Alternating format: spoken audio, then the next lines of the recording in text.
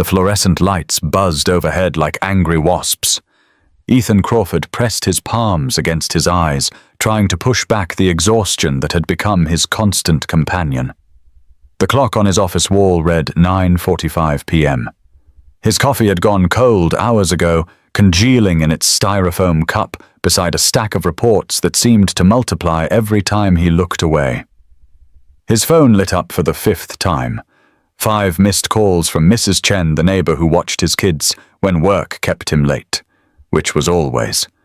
The guilt twisted in his gut like a knife. "Still here, Crawford." His boss paused in the doorway, briefcase in hand, eyebrows raised.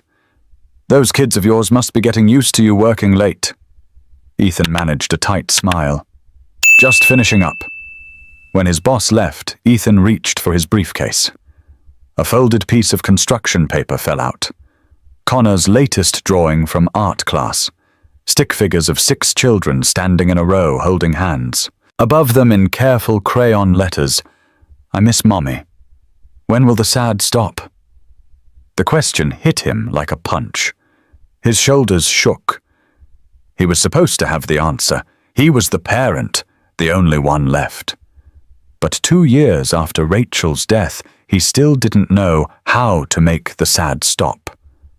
For them. For himself.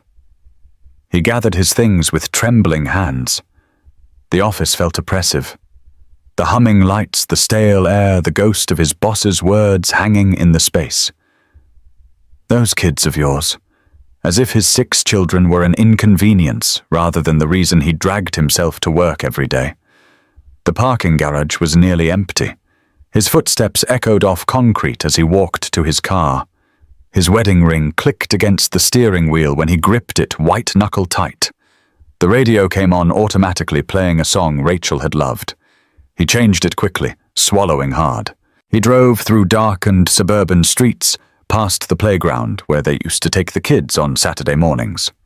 Past the coffee shop where Rachel would wait for him after doctor's appointments, pretending everything was fine, even when it wasn't.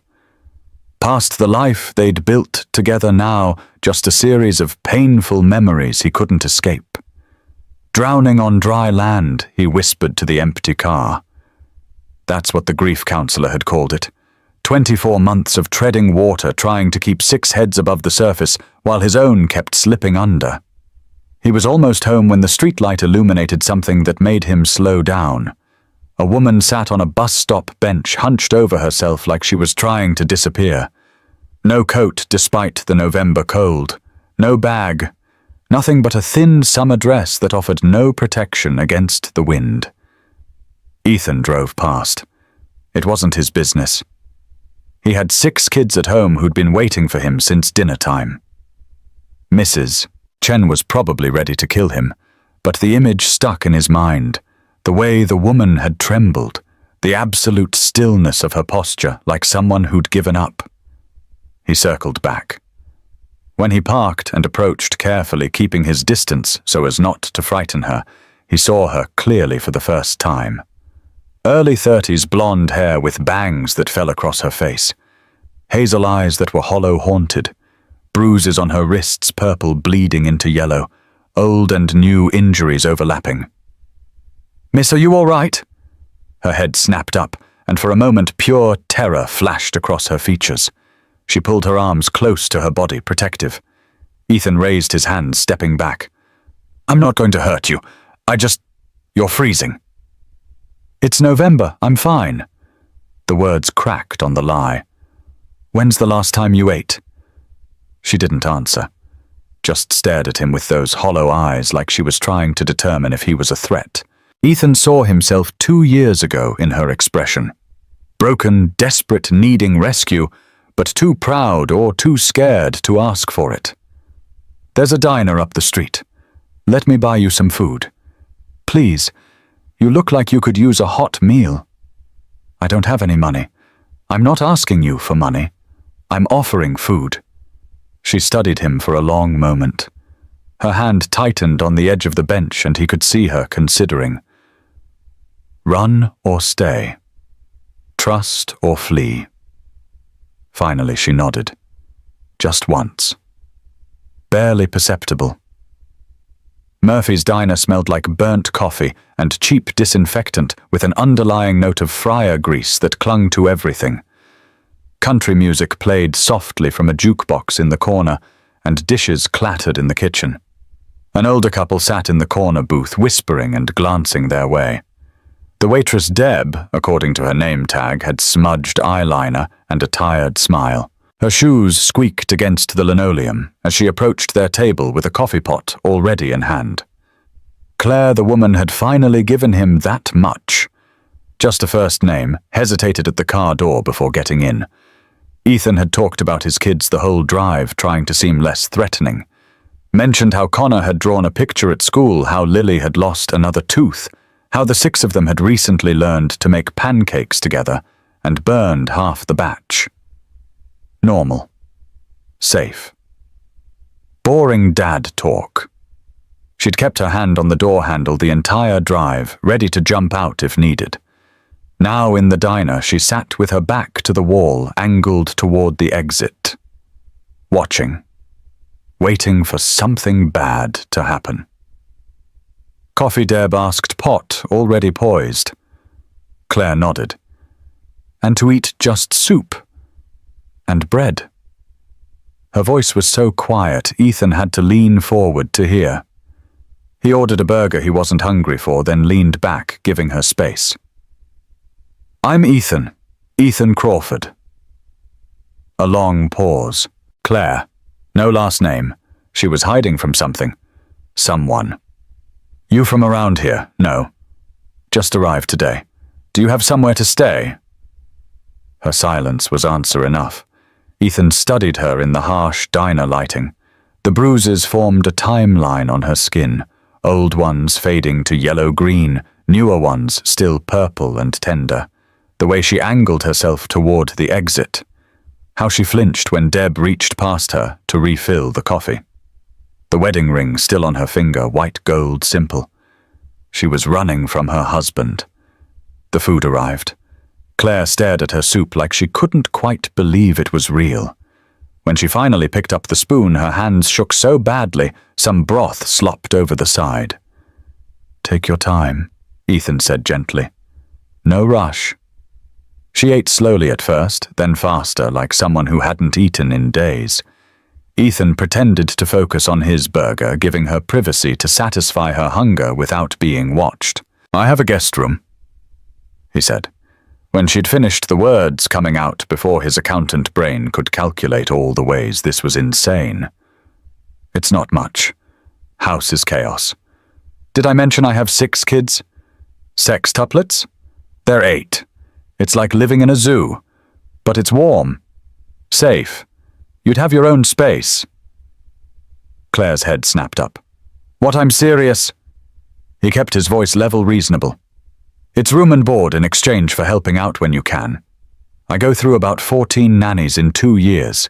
They all quit, say my kids are too difficult. Which is true. My kids are grieving. They act out, and I'm barely keeping everything together.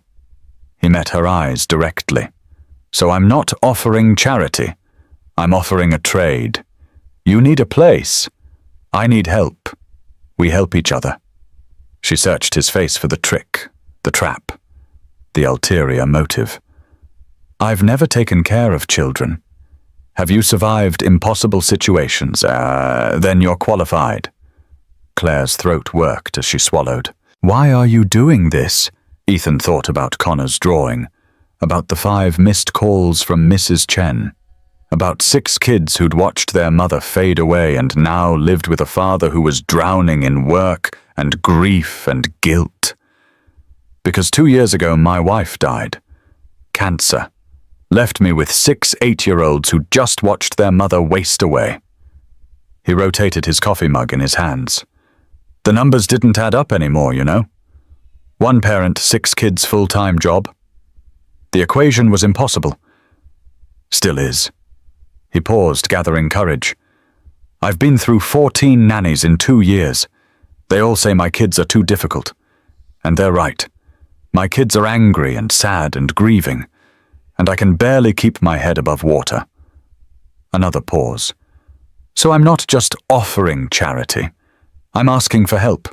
You need a safe place. I need someone who understands that perfect doesn't exist. Maybe we can help each other survive." Claire stared at him. Not charity a transaction. That she could accept. "I don't know anything about raising children. Neither did I when they were born. We'll figure it out together." Her eyes filled with tears. "I can't promise I'll be good at it. I can't promise my kids won't test you. But we can promise to try. Both of us. That's enough." She nodded slowly. Okay, I'll try." Ethan's house was exactly what Claire expected from a single father raising 6 children alone. Modest, 2-story with toys littering the yard. A deflated soccer ball, and overturned bicycle chalk drawings covering the driveway in layers of faded color and fresh scribbles. "Sorry about the mess," Ethan said as they pulled into the driveway.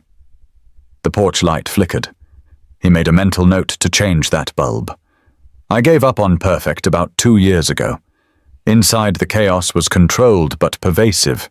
Dishes piled in the sink, backpacks scattered across the floor like landmines, drawings taped to every available wall surface, some carefully hung, others stuck haphazardly with too much tape. A handmade card on the fridge read, "World's Best Dad," in 6 different handwriting styles. On the couch sat a worn teddy bear that had clearly been loved hard. Rachel's Ethan had mentioned in the car. The kids took turns sleeping with it. Photos covered every surface. 6 impossibly tiny babies in NICU incubators, wires and tubes everywhere.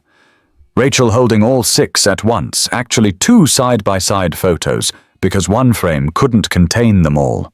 First birthday with 6 high chairs, cake smashed into everything. School photos with 6 gap-toothed smiles. And Rachel's last photo. Thin bald from chemotherapy, but smiling anyway. Always smiling. Determined to be brave for her babies even when dying. Claire's throat tightened. This wasn't neglect. This was survival. Guest rooms down the hall.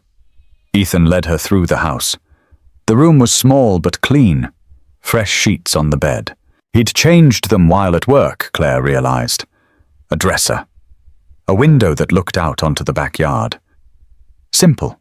Sparse. Perfect. Through the walls she could hear 6 children sleeping. Breathing.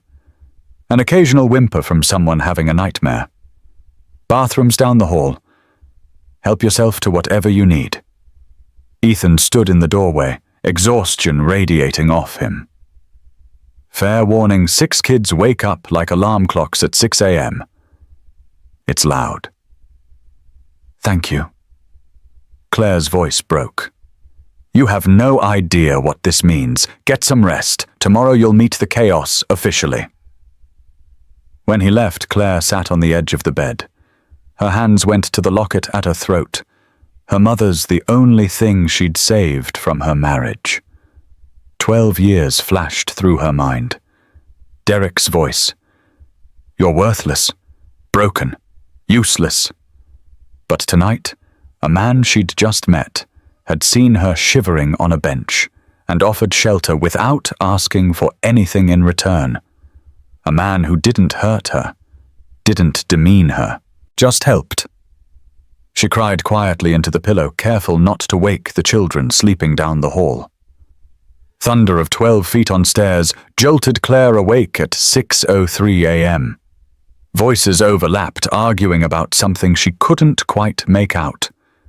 For a moment, disoriented in the unfamiliar room, terror seized her. She thought she was back in Derek's house, back in the nightmare. Then she remembered. Safe. Ethan's house. 6 children. She dressed quickly in the same clothes from yesterday. She had nothing else. And emerged cautiously into the hallway. The kitchen was an explosion of noise and motion. Connor, the oldest by 4 minutes, stood with his arms crossed, tall for his age, with a serious expression that didn't belong on an 8-year-old. Owen had the blue bowl yesterday. Mason, quieter than his brothers, watched from the doorway with observant eyes. He said nothing but tracked Claire's movements carefully as she hesitated at the kitchen entrance and did not. Owen couldn't sit still, bouncing on his toes as he reached for the disputed bowl. Connor had it. He bumped into the table and knocked over a cup. Milk spread across the surface in a white flood. Sophie stopped pulling Grace's hair. Lily's voice cut through the chaos. She had long curly brown hair in tangles and a fierce expression protective of her younger sister. Grace, the gentle one, was drawing on a napkin while chaos swirled around her. She looked up at Claire with curious eyes, taking in the stranger without fear or suspicion. Just interest. Who's that? Sophie, the youngest by 6 minutes, pointed directly at Claire. She wore her emotions on her sleeve, literally, as her face showed everything she felt without filter. In the middle of it all stood Ethan, burning scrambled eggs while rescuing toast from the toaster and trying to referee the bowl argument. His hair stuck up at odd angles. His shirt was misbuttoned. When he saw Claire, relief flooded his face. Good morning. He turned off the stove before anything else could burn. Welcome to breakfast. Or as I call it, controlled chaos. 6 pairs of eyes turned to stare at the stranger in their kitchen.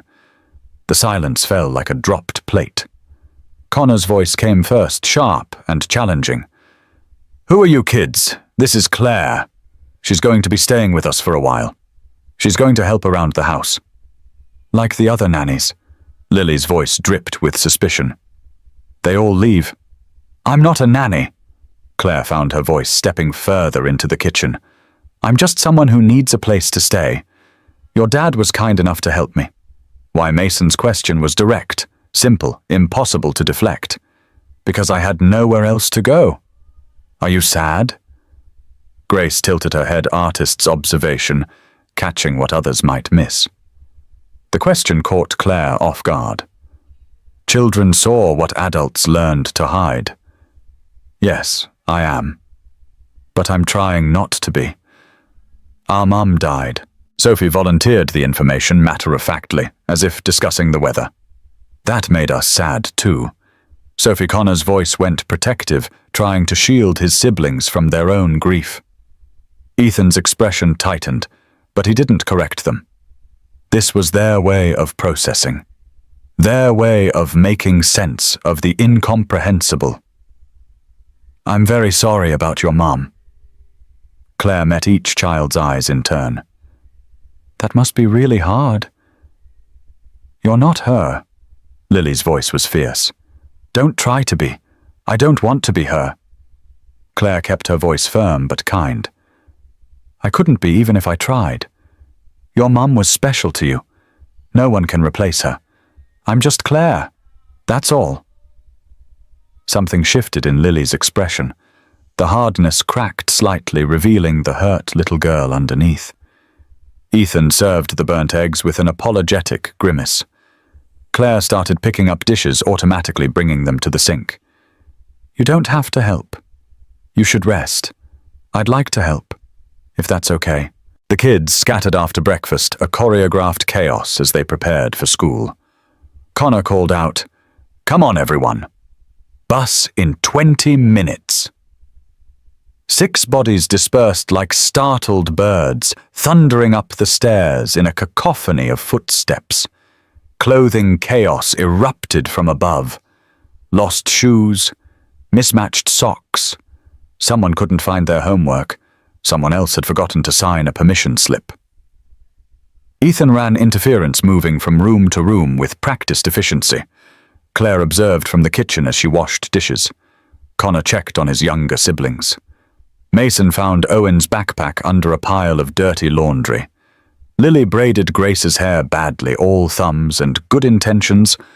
Sophie talked non-stop to anyone who would listen, narrating her entire morning routine. This was love. Messy, loud, overwhelming love. Ethan appeared in the kitchen packing 6 brown paper bags in assembly line fashion. Connor hates mayonnaise. Lily only eats strawberry jam. Mason needs his sandwich cut diagonally. Owen likes extra juice. Grace wants carrot sticks. Sophie forgets to eat if there's no note. He said it like a mantra, practiced until it was muscle memory. You're good at this, Claire observed quietly. Ethan's laugh was hollow. I'm surviving. There's a difference. The bus arrived. Chaos of backpacks and jackets. 6 voices calling goodbye in overlapping waves. The door slammed. Sudden silence descended like a blanket. Ethan sagged against the counter. That's every morning. Every single morning for 2 years. Claire looked at the disaster zone kitchen. Felt the weight of his exhaustion pressing down on both of them. Let me help you clean up. You don't have to. I want to. And she did. Because for the first time in 12 years, someone had helped her without demanding payment. The least she could do was wash some dishes. The first 7 days were a testing period. Claire knew it. The children knew it. Even Ethan knew it, though he pretended not to notice. Day 1, the kids ignored every request Claire made. Connor was the ringleader, 11 minutes older than the others, and acting like it gave him authority.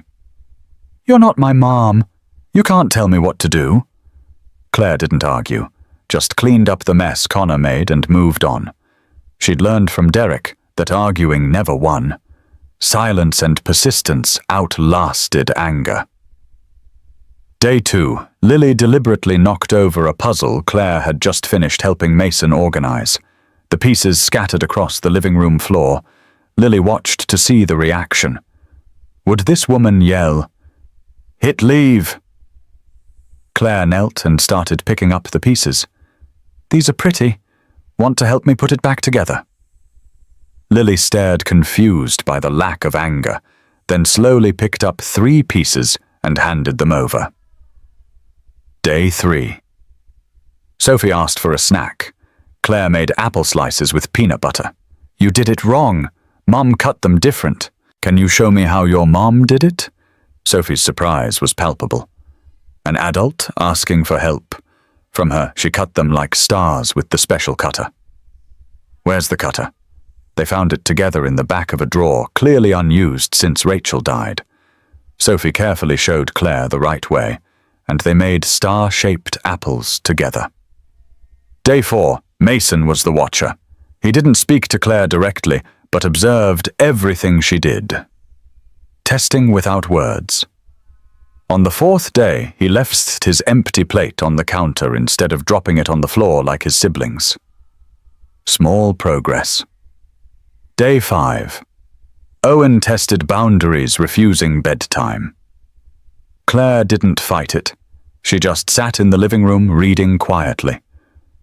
Eventually, Owen came downstairs, sleepy and rubbing his eyes. Can you read to me the first crack in his armor? I'd love to. She read 3 chapters of a book about dragons before he fell asleep against her shoulder. When Ethan came home late from work, he found them like that.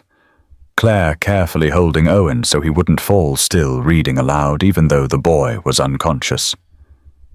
You didn't have to wait for me. I didn't mind. Day 6. Grace drew a picture and shyly showed it to Claire. That's you. She pointed to a figure standing next to stick figures of 6 children and 1 man. Claire's throat tightened. It's beautiful. Thank you, Grace. Grace smiled and ran off to show it to her siblings. Day 7. Connor remained the holdout. He watched Claire like a hawk, waiting for her to quit like all the others, waiting for the inevitable disappointment. But Claire had survived 12 years with Derek. She knew patience. She knew how to read moods before they exploded, how to anticipate needs before they became demands, how to make herself useful without being intrusive. Those survival skills born from abuse became exactly what these children needed. Late that night, after the kids were asleep, Ethan found Claire folding laundry at 10 p.m. You don't have to do this. The deal was just helping with kids. I don't mind. Keeps my hands busy. She smoothed Connor's shirt carefully. Helps me sleep. Ethan sat on the arm of the couch. They're testing you, waiting for you to quit. I know. Her hands kept moving. I'm not going anywhere. They might not warm up for months. The last nanny lasted 3 days. I have nowhere else to go, remember? And she folded a tiny sock, Sophie's with butterflies embroidered on the side. And they remind me what unconditional love looks like.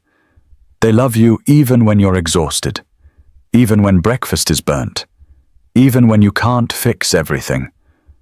That's something I forgot existed. Ethan's chest tightened. What happened to you, Claire? I'll tell you when I'm ready. If that's okay. Of course. But looking at the bruises fading on her wrists, Ethan knew enough. Someone had hurt her, badly, for a long time. By the end of week 2, Claire knew she needed a job. Relying entirely on Ethan felt too much like depending on Derek. She needed independence, proof that she could stand on her own feet. She applied to 8 places. 5 didn't call back. 2 interviews ended uncomfortably when they saw the gaps in her resume and asked questions she couldn't answer. One almost hired her until the manager asked, "Are you married?" I was. Divorced, silence. She was supposed to be dead. How could she explain that? They didn't hire her. Then she found Riverside Books. The bookstore smelled like old paper coffee and vanilla candles. Wooden floors creaked underfoot. Floor-to-ceiling shelves were overstuffed with volumes in no particular order. The delightful chaos of a well-loved, independent shop. Reading nooks with worn armchairs invited lingering. A cat named Mr. Darcy slept in the front window. Margaret Chen. The owner was 68, with silver hair in a neat bun. Wise eyes that saw everything and reading glasses on a chain around her neck. She wore a cardigan covered in cat hair and always had tea in hand. You've got no references. Margaret studied the blank application Claire had filled out with shaking hands. No work history for 12 years. And you're trembling so hard you can barely hold the pen. Claire's throat closed. I understand. Thank you for your time.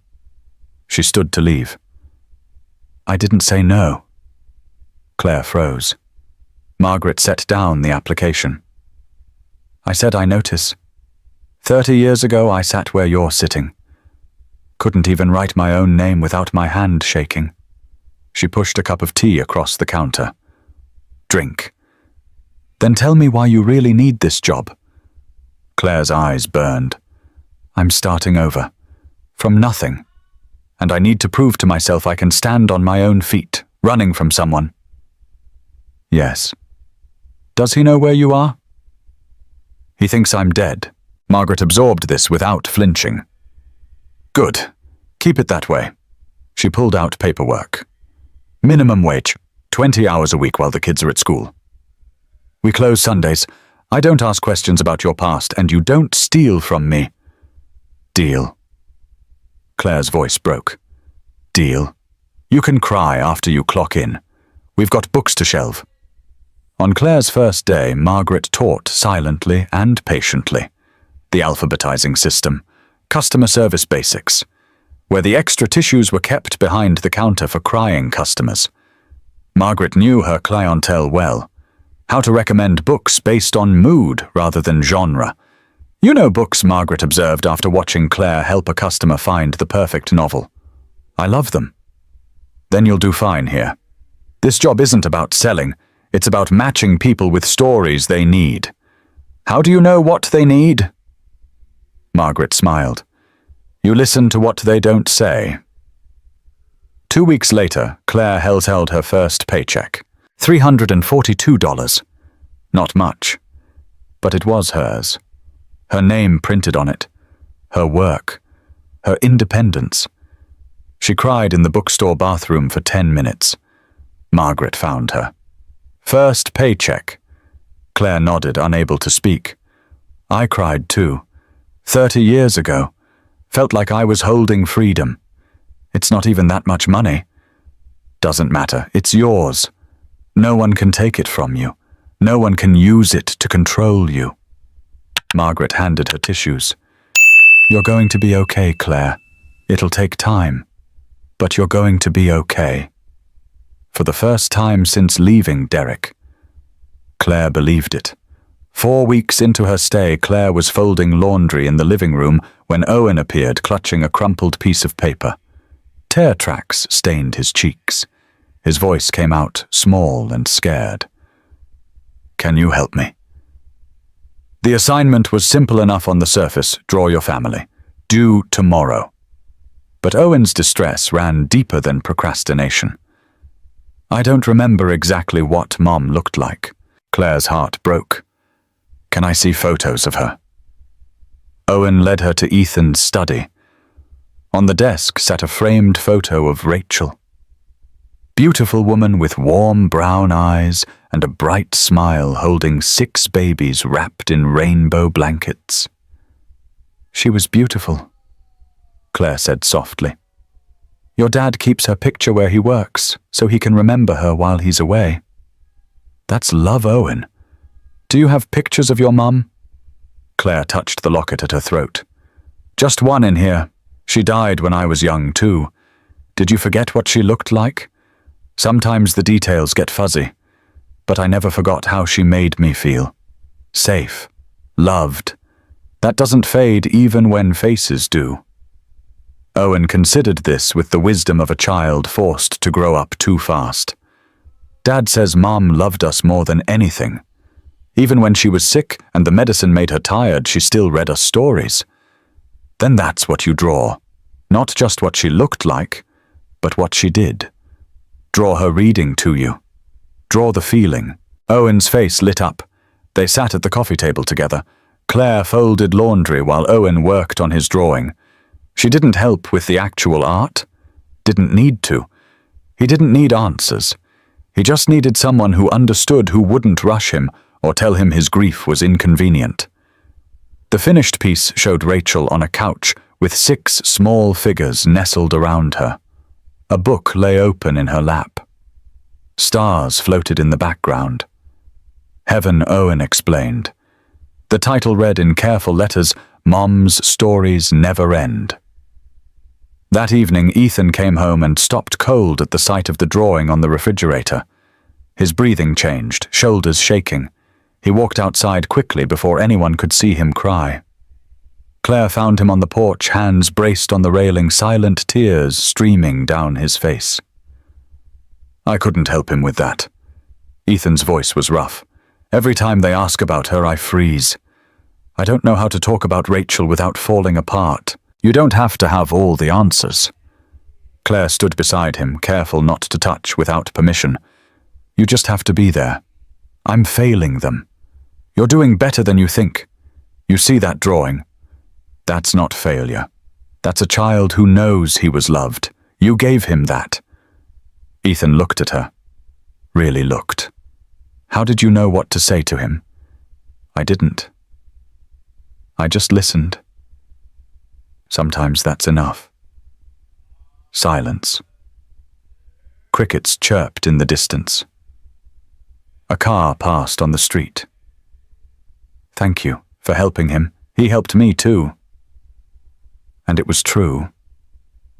These children with their raw grief and honest emotions were teaching Claire that it was okay to feel. Okay to hurt. Okay to heal. That night, after the kids were asleep, they sat at the kitchen table with tea. Their nightly routine had formed without discussion. Just 2 exhausted people finding comfort in quiet companionship. You've been here a month, Ethan said. I keep waiting for the other shoe to drop. For you to quit like the 14 before you. I'm not going anywhere. Why I know this isn't easy. 6 kids who test you constantly. Living in chaos. Making barely any money at the bookstore. Claire traced the rim of her mug. Because for the first time in 13 years, I feel like I have purpose. Because your kids remind me what real love looks like. She met his eyes. Because you showed up when I needed someone. This is me showing up for you, for them, for myself. Something shifted in Ethan's expression. Not romantic. Not yet. But the beginning of something deeper than gratitude. Trust. Week 9 brought a breakthrough with Lily. Claire heard crying from upstairs one Tuesday evening. In Lily's room, posters of Rachel everywhere, Rachel's jewelry box on the dresser that Ethan had given her. Lily sat surrounded by chaos. A hairbrush handle lay broken in half. Her long, curly hair had become a tangled nest. She sobbed with frustration and anger and grief. I can't do it. I can't make it look right. Mom always did it, and now it's all wrong, and I hate it, and I miss her, and... She dissolved into tears. Claire stood in the doorway, unsure. Can I try to help? You'll just make it worse. But it wasn't really anger. It was fear. Maybe, but it can't get much more tangled than it already is. Lily hiccuped a laugh through her tears. Claire sat on the bed edge. Lily sat in front, rigid as stone.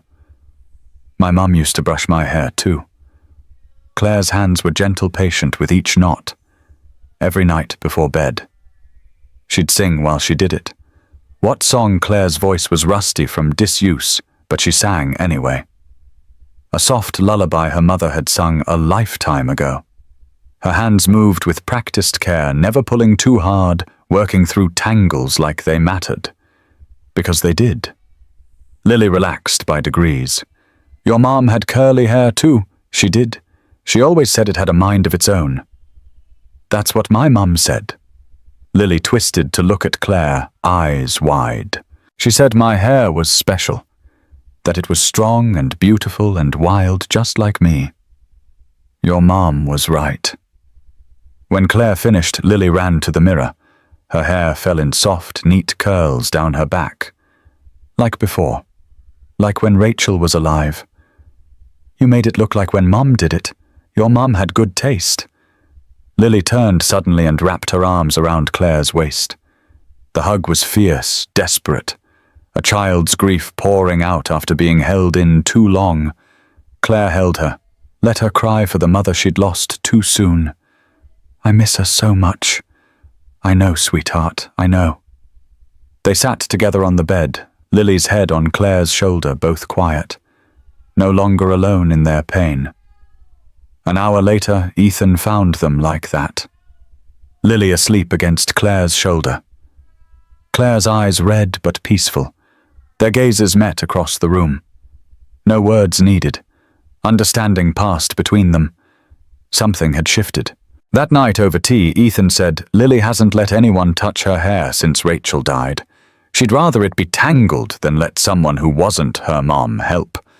She's protecting the memory. You didn't try to replace Rachel.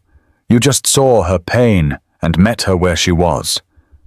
Claire's hand touched the locket at her throat. An unconscious gesture. I know what it's like to lose the person who made you feel safe. Your mother. And my baby. The words slipped out before she could stop them. Silence. Too late to take them back. You had a child. Ethan's voice was careful, gentle. No. Claire's breath shook. I got pregnant. After 12 years of trying, after 12 years of my husband telling me I was broken, useless, that I couldn't even do the one thing women were supposed to do.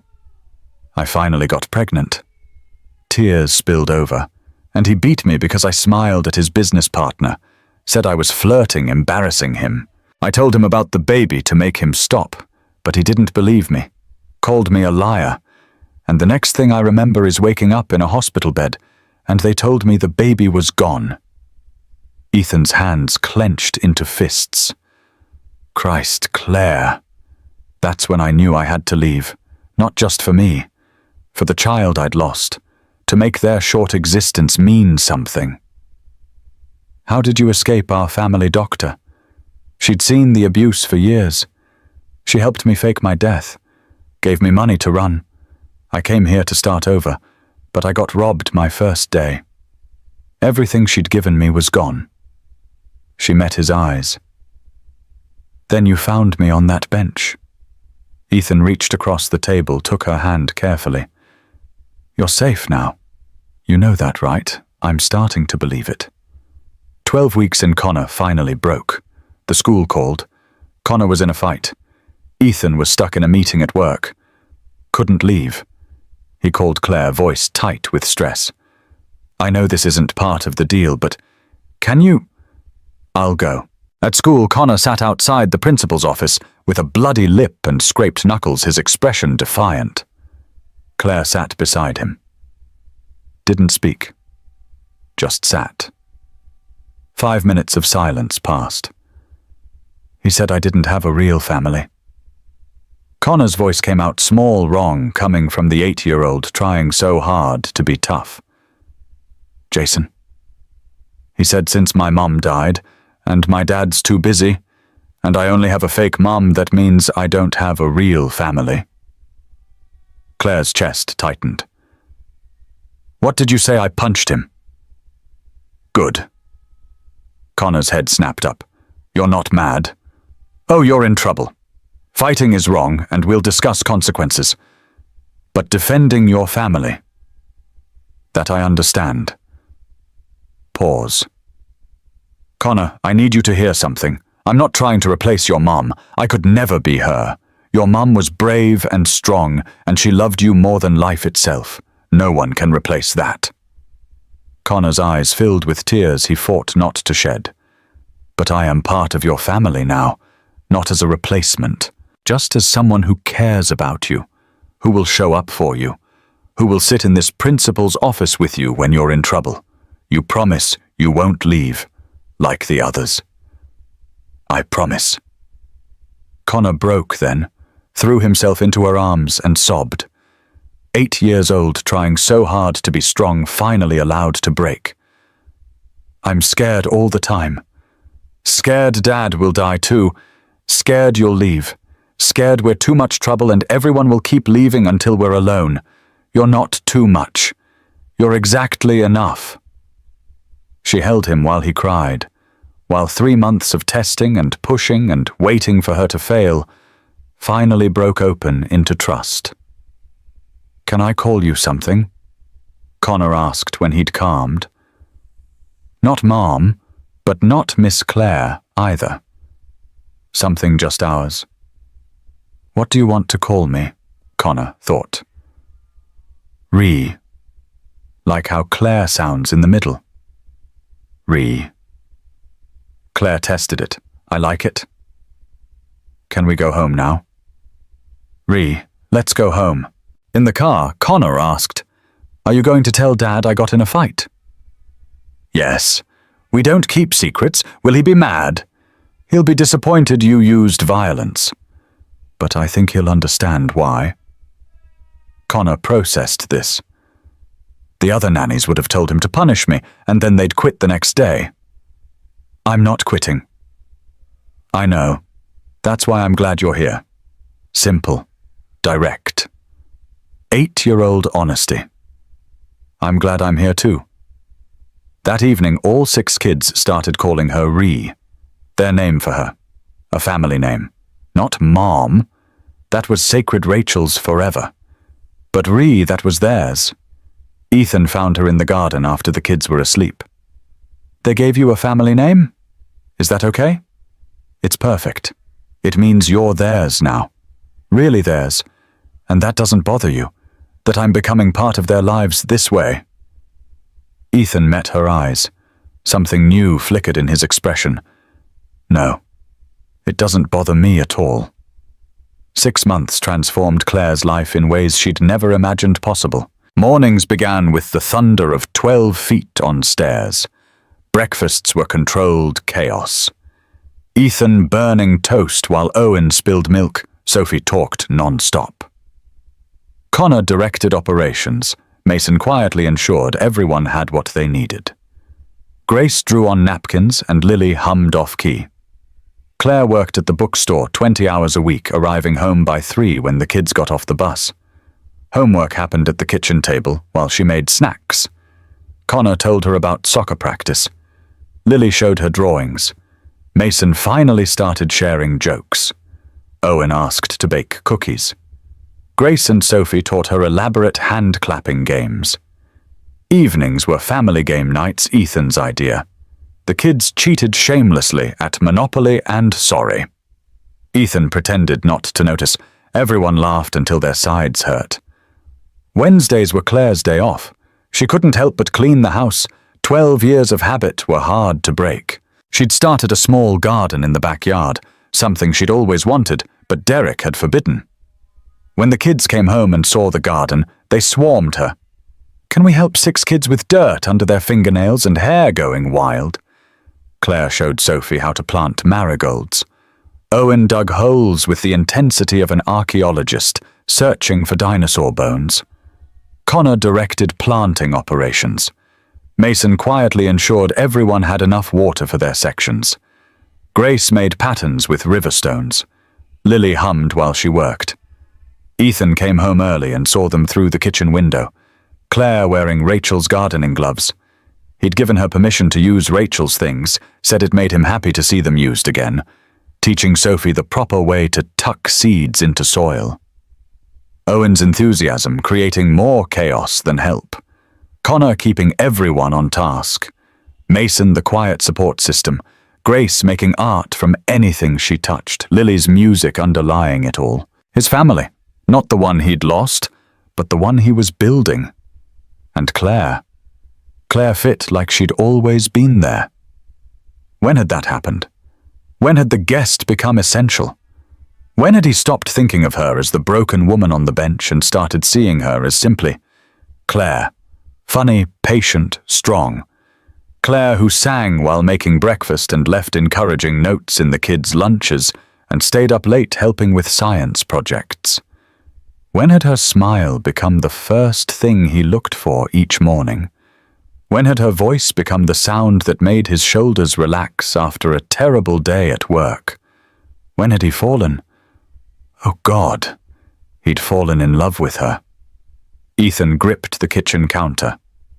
No, not now. She's healing. Building independence. She needs time without pressure. The kids need stability. This is a bad idea. All the rational arguments lined up like soldiers, none of them changed the truth sitting heavy in his chest. He was in love with Claire. Had been for a while, probably. Just too stubborn or scared or busy to notice. But watching her now covered in dirt, teaching his children to grow things looking more at peace than that terrified woman from November. There was no denying it anymore. Later that evening, Claire had her own realization. Kids in bed, kitchen cleanup. Their routine had become comfortable. Ethan washing dishes, Claire drying. Their hands brushed, reaching for the same plate. Electricity shot up her arm. She pulled back too quickly. "Sorry," they said simultaneously, then laughed nervously. But Claire's heart was racing. When had that started? That hitch in her chest when he walked in after work. That warmth spreading through her when he laughed at her terrible jokes. That safety she felt in his presence, different from just security. Something deeper that made her want... No. Claire forced the thought away. She couldn't want that. Couldn't want him. She'd been married for 12 years to a monster. How could she trust her own judgment about men? How could she even think about love when she was still healing from wounds that might never fully close? And Ethan, he was still grieving.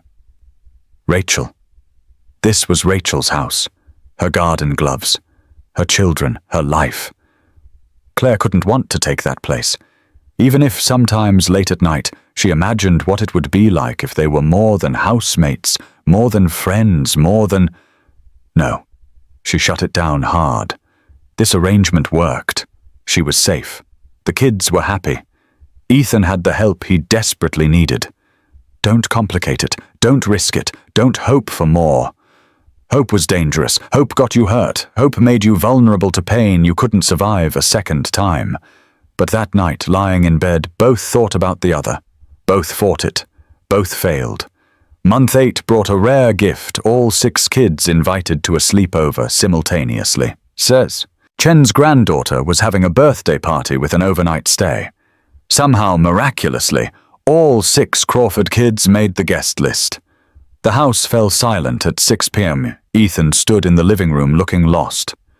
I don't know what to do with myself. It's never quiet. We could watch an actual movie, one without cartoons or talking animals. They settled on the couch, started a documentary about something safe and historical. Civil War battles, maybe, or ancient Rome. It didn't matter. They both fell asleep 30 minutes in, exhausted from weeks of constant motion. When they woke to credits rolling, the house was dark except for the TV's glow. Ethan's arm had somehow ended up around Claire's shoulders. Claire had somehow tucked herself against his side. Both froze when they realized their position. Should move. Didn't want to. Sorry, Ethan said, his voice rough with sleep. I didn't mean to. It's okay. But neither moved yet. The moment stretched, comfortable and terrifying. Claire. His voice changed, dropped lower. Can I ask you something? Of course. Do you ever... He stopped. Started again. Is it just me, or is there something... She turned to look at him. Big mistake. Their faces were inches apart. His eyes dropped to her lips. Her breath caught. Ethan, tell me if I'm wrong. Tell me if I'm imagining this. You're not. His hand came up, cupped her cheek. His thumb traced her jaw with heartbreaking gentleness. I don't want to push you. I know you're still healing. I'm terrified. The honesty came raw and unfiltered. Of this, of wanting this, of what it means, me too. They hovered there, breath-mingling hearts racing, almost leaning in, almost closing the distance, almost. The front door burst open. Dad Owen threw up. They sprang apart like teenagers caught sneaking around. Mrs. Chen stood in the doorway with 6 kids, Owen looking miserable and pale. I'm so sorry, Mrs. Chen said, clearly distressed. Birthday cake didn't agree with him. No, it's fine. Ethan jumped up, went to Owen. Hey, buddy, let's get you cleaned up. Claire stood, heart still racing, trying to look normal. 6 kids flooding back in meant chaos returning. The moment was gone, but not forgotten. Later, after Owen was settled in bed with ginger ale and crackers after the other kids crashed in the living room too excited to sleep properly, Ethan and Claire found themselves in the kitchen. We should talk about... I know. Silence hung between them. I've been feeling this for a while, Ethan admitted. Tried to ignore it. Told myself it was wrong too soon, you needed time. I've been feeling it too. His eyes met hers across the small kitchen. But I'm scared, Ethan. Scared that wanting something good means it'll be taken away. Scared that I don't know the difference between love and survival anymore. Scared that I'd never hurt you. I know. Rationally, I know. She wrapped her arms around herself. But 12 years of Derek telling me I was worthless, broken, unlovable, that doesn't just disappear. Ethan took her hands, careful, gentle, giving her space to pull away if she needed. Then we go slow. We figure this out together. No pressure, no expectations, just honest. The kids already love you. This wouldn't change that. What if we try and it doesn't work? Then I lose them. I can't. Her voice broke. We won't let that happen. You can't promise that. You're right. I can't promise it'll be perfect. He squeezed her hands gently. But I can promise I'll try. That I'll be honest. That I'll respect your boundaries. That I'll never ever make you feel trapped. Claire's eyes filled with tears. I'm not good at this. At relationships. At trust. Neither am I. Lost my wife 2 years ago. Single dad to 6 kids. Work too much. Burn breakfast regularly. Fall asleep during movies. He smiled. We're both disasters. Maybe that's okay. She laughed through her tears. So what do? We keep doing what we're doing. But we acknowledge this thing between us. We let it grow at its own pace. We don't hide from it. Okay. They stood their hands linked, both terrified and hopeful. Then Sophie appeared in the doorway, rubbing her eyes. Ree, can you tuck me in? I can't sleep without a story. Of course, sweetheart. The moment passed, but the understanding remained. They were in this together now, whatever this became. Month 9. Mrs. Chen insisted on babysitting. You two need time alone. Real time. Go to dinner like adults. The kids excitedly helped Claire pick an outfit, debating colors and styles with the seriousness of fashion designers. They settled on a simple blue dress Margaret had helped her buy with her bookstore earnings. The restaurant was a small Italian place with candlelight and checked tablecloths. Quiet. Intimate. Both of them were nervous as teenagers. I haven't been on a date in... Ethan calculated. 14 years. I haven't been on a real date ever. Derek didn't do dates. He did demands. Well, this is a terrible first date then. I'm rusty and you're traumatized, and we're both probably sweating through our nice clothes. Claire laughed, a real laugh that eased some of the tension. Actually, this is perfect, because it's honest. They talked, really talked, not about kids or house logistics or daily schedules, about dreams, fears, hopes for the future. What did you want to be? Ethan asked over pasta that was actually good. Before Derek. A teacher. High school English. I wanted to show kids that books could be escape routes and weapons and friends all at once. You still could. I'm 32 with no degree and you could still do it if you wanted. Go back to school. Finish what he interrupted. She'd never let herself think that far ahead. The possibility sat strange and hopeful in her chest. What about you? Did you always want to be an accountant? Ethan laughed. God, no. I wanted to be a carpenter. Build things with my hands. Rachel thought it was impractical, pushed me toward business school. She was right, probably. Carpentry doesn't pay for 6 kids. But you still think about it. Sometimes. When I'm drowning in spreadsheets at 2 in the morning, I think about wood grain and sawdust and making something real. You should do it. As a hobby, at least. Maybe. He smiled. Maybe now that I have help, I could think about things besides just surviving. Their eyes met across the table. I like you, Claire. Really like you. And I know that's terrifying given everything you've been through, but I need you to know. I see you. Not the scared woman on the bench, not just the helper with the kids. I see Claire who loves books and burns cookies when she's distracted and sings off-key and makes the kids laugh. I see you fitting into my chaos like you were always meant to be there.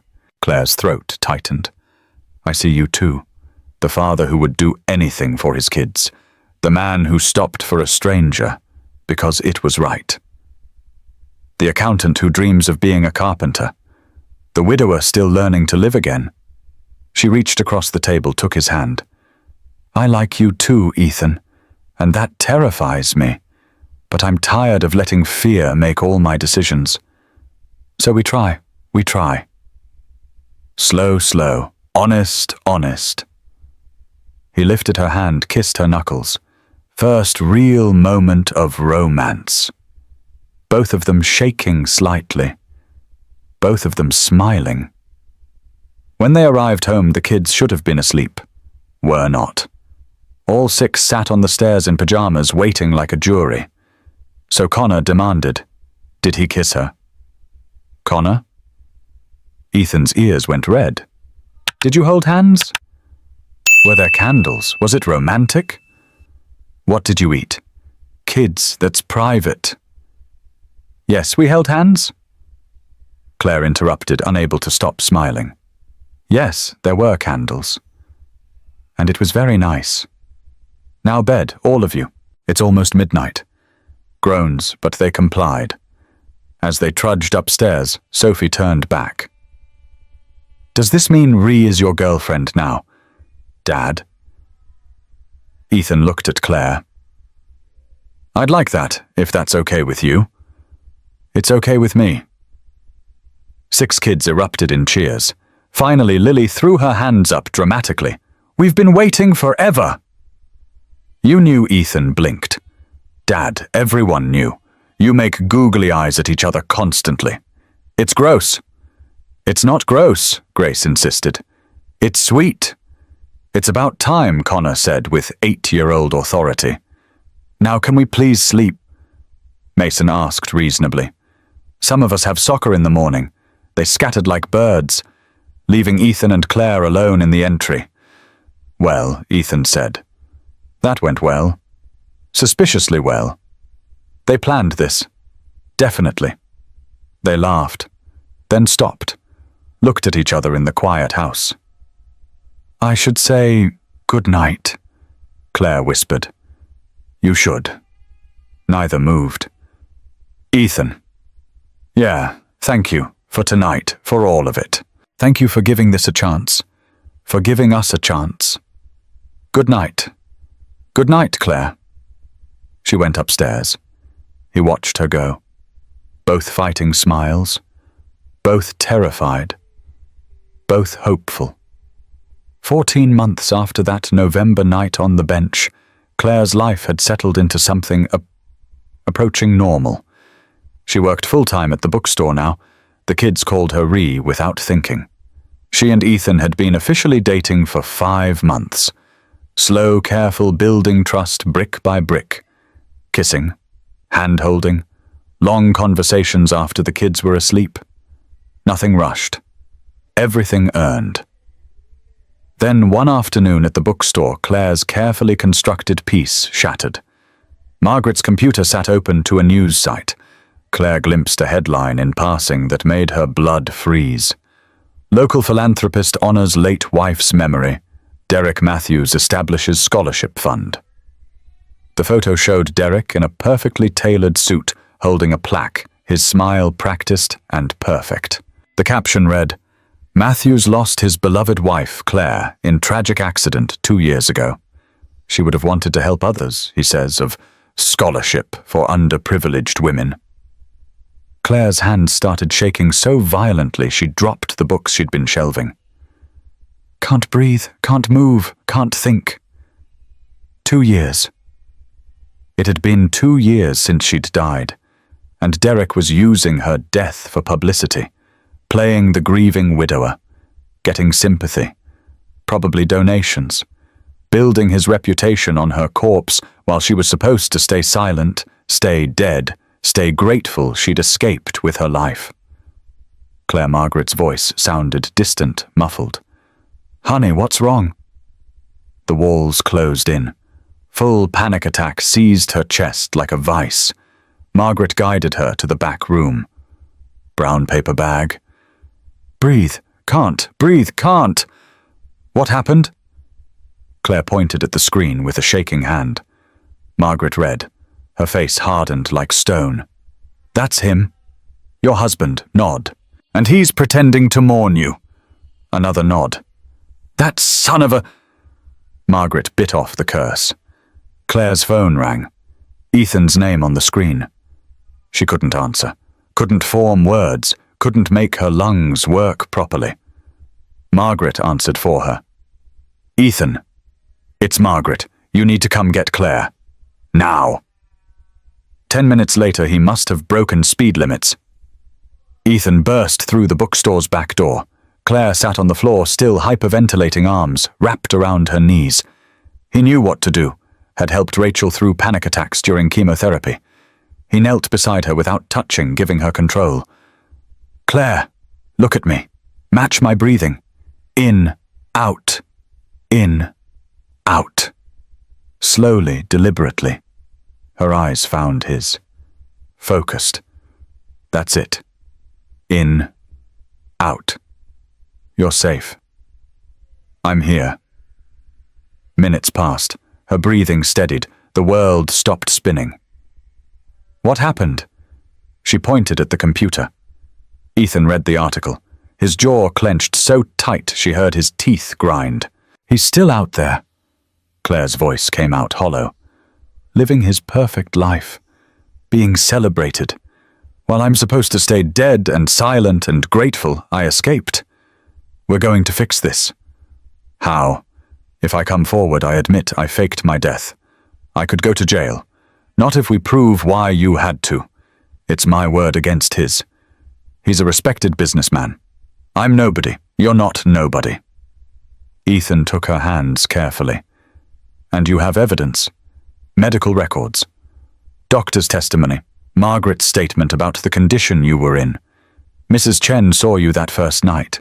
You have people who will stand with you. I'm scared. I know. But you're not alone this time.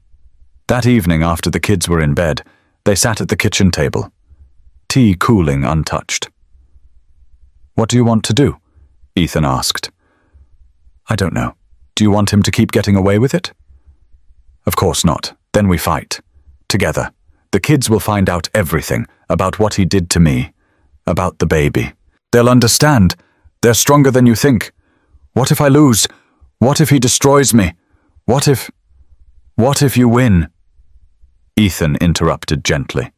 What if you take back your voice, your story? What if you show those kids that sometimes the bravest thing you can do is fight even when you're terrified? Claire looked at him. This man who'd saved her, who'd given her family, who'd taught her that love didn't have to hurt. Will you be with me? Through all of it, every step. Promise, I promise. The next 2 weeks became a blur of meetings and preparation. Dr. Priscilla Morrison's office smelled like antiseptic and old coffee. Boxes of medical files covered her desk. 12 years of documented abuse. First visit, de Morrison said, her 62-year-old hand steady as she laid out folders chronologically. Bruises on arms. You said you fell. Second visit, broken rib. You said you tripped downstairs. Third visit, sprained wrist. You said you caught it in a car door. Each file told the same story. Injuries explained away with lies that got thinner with each repetition. Photos taken but not reported because Claire had begged her not to, terrified of what Derek would do. Sarah Chen. The lawyer taking Claire's case pro bono asked the obvious question.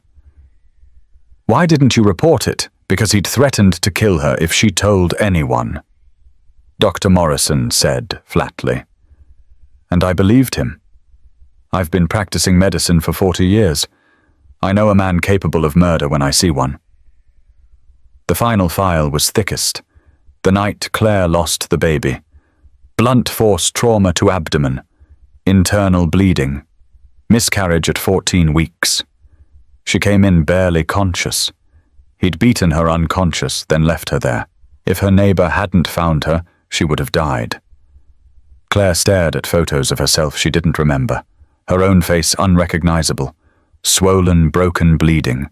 Trauma had mercifully erased that night. This is enough, Sarah said firmly. This is more than enough. But will they believe it? Claire whispered.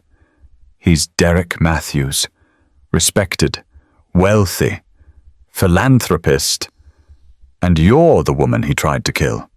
With 12 years of documentation proving he did it. Sarah prepared Claire for testimony through mock cross-examinations that left her shaking. Mrs. Matthews, you expect this court to believe you faked your own death? Yes, and conveniently, the only person who can corroborate your story is the doctor who helped you commit fraud. Dr. Morrison saved my life. Or she helped you escape a marriage you regretted. I escaped a man who beat me unconscious and killed my baby. Claire's voice cracked. Sarah held up her hand. Good. That emotion is real. Don't hide it. Let them see your pain. I don't want to relive this, I know.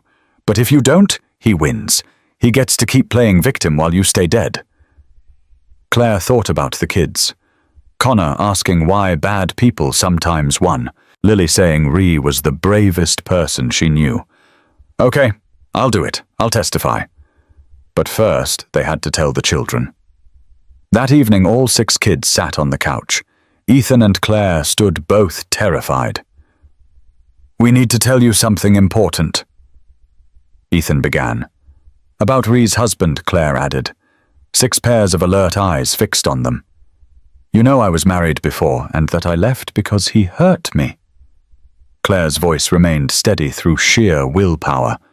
What I haven't told you is how badly he hurt me, or that I had to fake my death to escape him. Silence. Processing. He's been pretending to grieve me, using my death to make himself look good, and I'm going to stop him. I'm going to court to tell everyone the truth. Will you go to jail? Sophie asked, worried. I might. That's a risk. But I can't let him keep lying. That's not fair.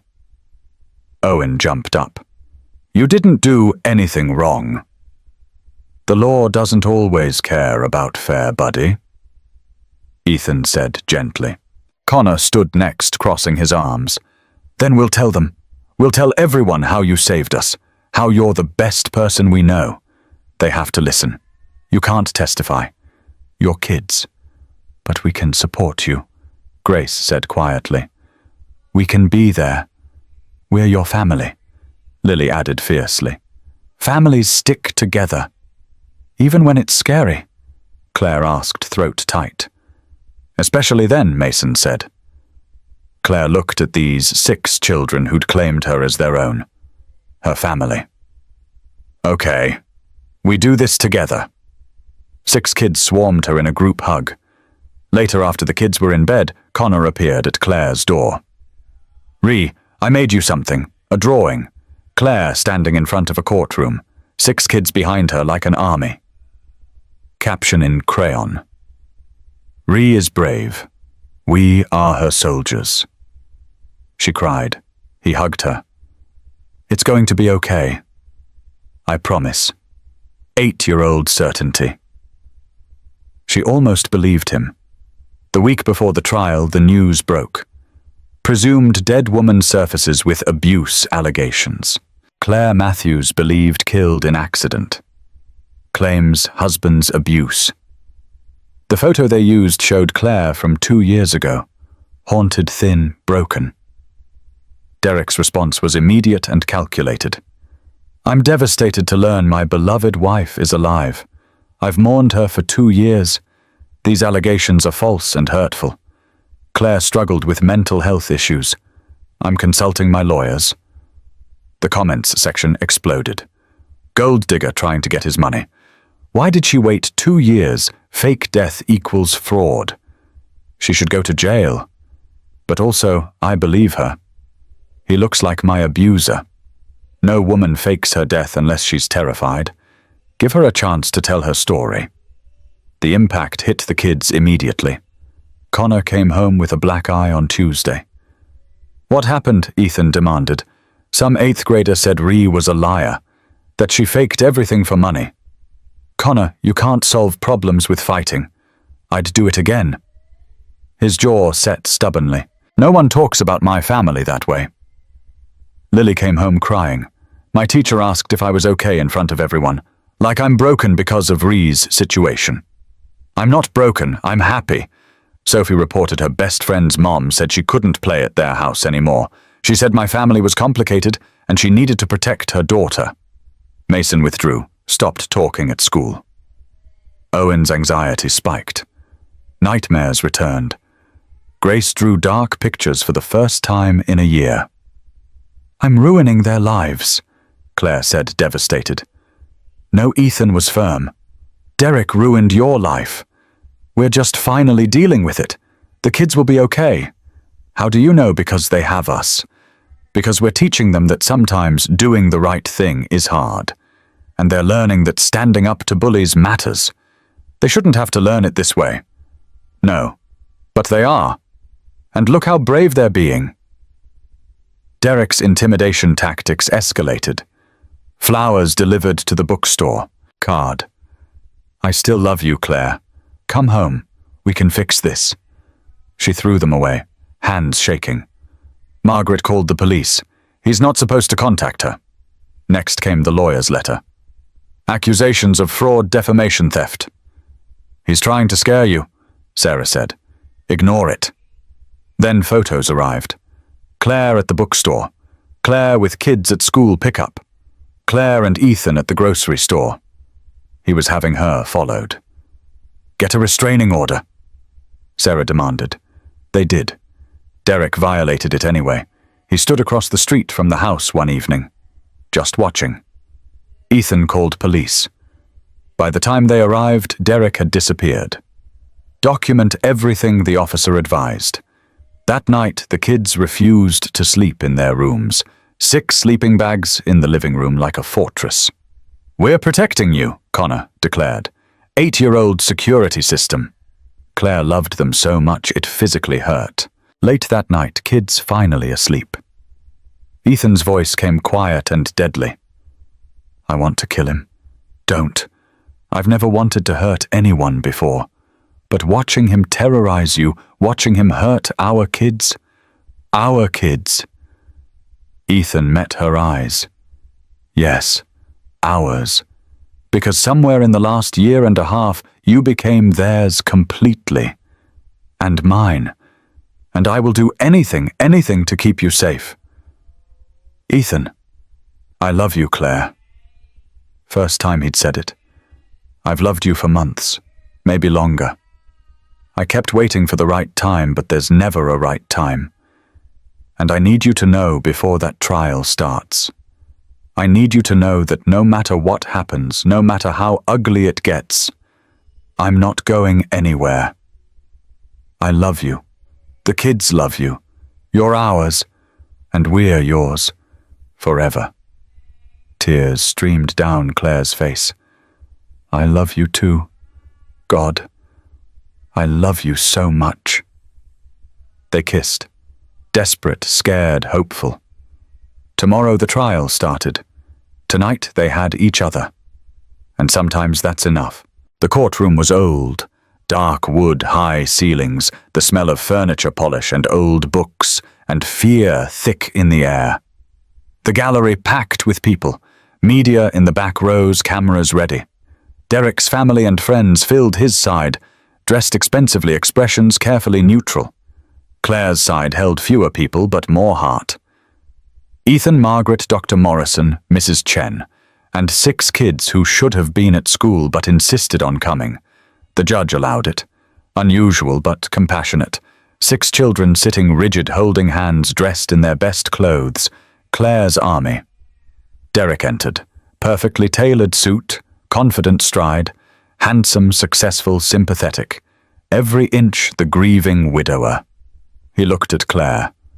Smiled. Small cruel. Mine in his eyes.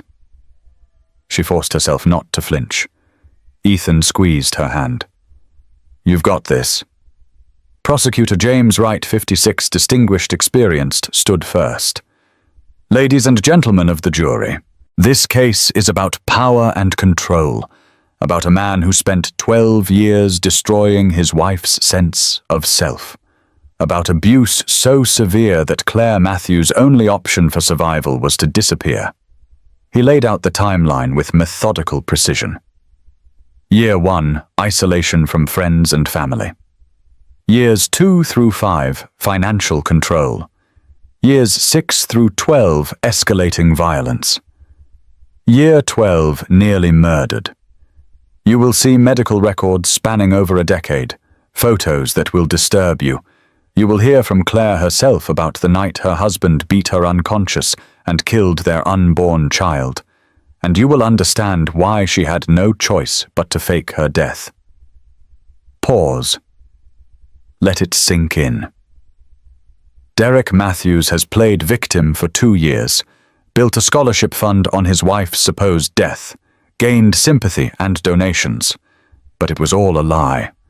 And today, that lie ends. Defense attorney Victoria Ross, 44 sharp, calculating eyes, expensive suit, stood with predatory grace. My client loved his wife, mourned her for 2 years, and now she returns with wild accusations and a new boyfriend. Convenient? Murmurs rippled through the gallery. The prosecution wants you to believe Derek Matthews is a monster. But Claire Matthews is the one who committed fraud, who stole from Dr. Morrison, who abandoned her legal marriage without a word. She pointed at Ethan. She's living with another man, raising his children, playing house, while my client grieved alone. More murmurs. You'll see no police reports, no arrests, no restraining orders, because they didn't exist.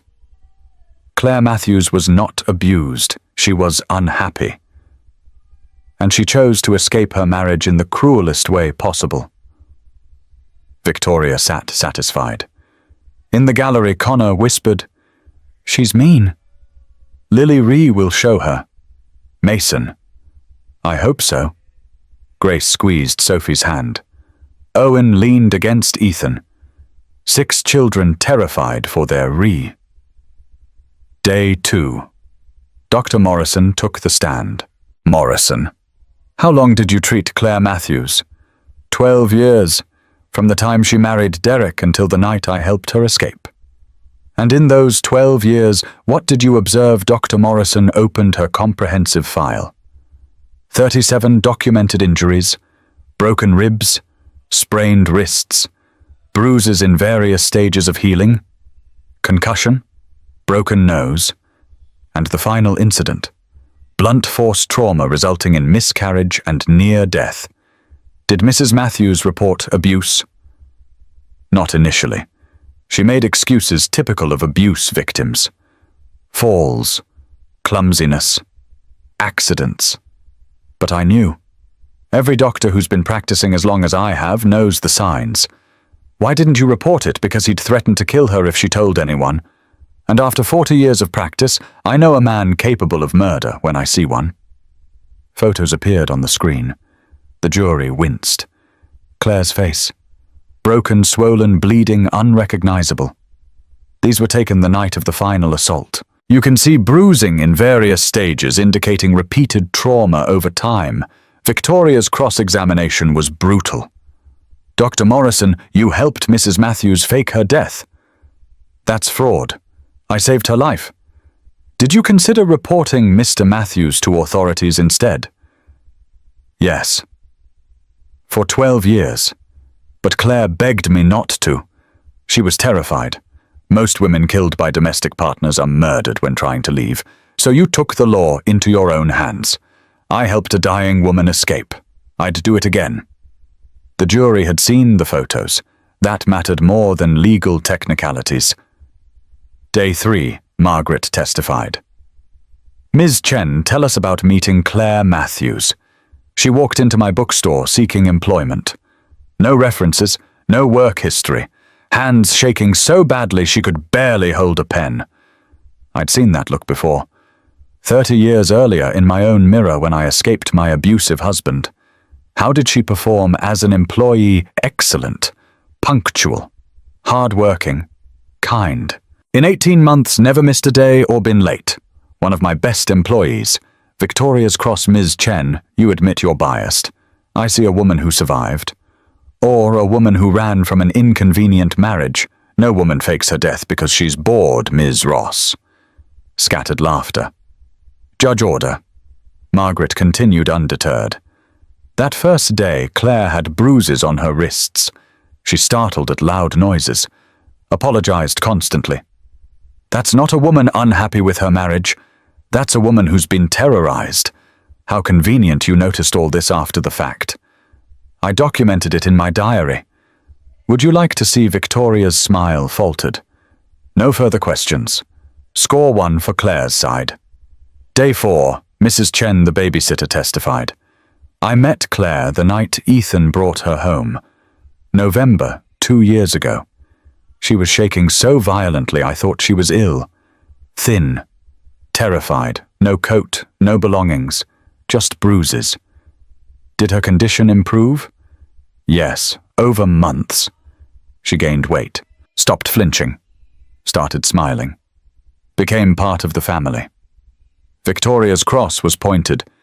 Mrs. Chen, you watch Mr. Crawford's children. He pays you. Isn't this testimony biased? I'm retired. I watch the kids because I love them. What I saw was a woman move into a safe home and 6 grieving children slowly heal.